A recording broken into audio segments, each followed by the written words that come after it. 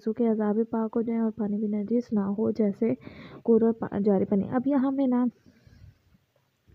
سیدھی بات یہ کریں کہ اگر ایک چیز ہے، ٹھیک ہے، وہ نجس تھی، آپ کا گلا بدن یا لباس جو ہے اس نجس چیز کو لگا، اب آپ کو نہیں پتا تھا کہ وہ نجس ہے یا نہیں، بعد میں پتا چلا تو آپ کی نماز صحیح ہوگی۔ لیکن اگر آپ اس کے بارے میں بھول چکے ہیں کہ ہے یا نہیں، تو پھر آپ کو کیا ہوگا،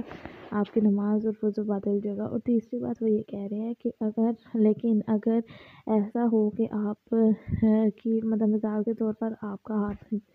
جو تھا وہ نجس تھا، آپ نے ہاتھ پاک نہیں کیا اور آپ نے ویسے ہی وضو یا غسل کر لیا، تو پھر آپ کی نماز باطل ہوگی۔ لیکن اگر وضو یا غسل کے دوران آپ کا ہاتھ پاک ہو جاتا ہے، ظاہری بات ہے پاک ہی ہو جاتا ہے، تو وہ پاک ہو جاتا ہے خود بخود، تو پھر آپ کی نماز صحیح ہوگی۔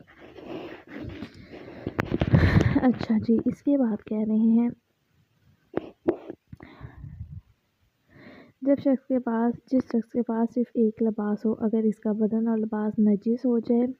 اس کے پاس ان میں سے ایک کو پاک کرنے کے لیے پانی ہو، تو احتیاطی لازم یہ ہے کہ بدن کو پاک کرے اور نجس لباس کا، یہ تیمم کے احکام میں بھی آیا ہوا ہے، ٹھیک ہے، اور لباس کو پاک کر کے نجس بدن کے ساتھ نماز پڑھنا جائز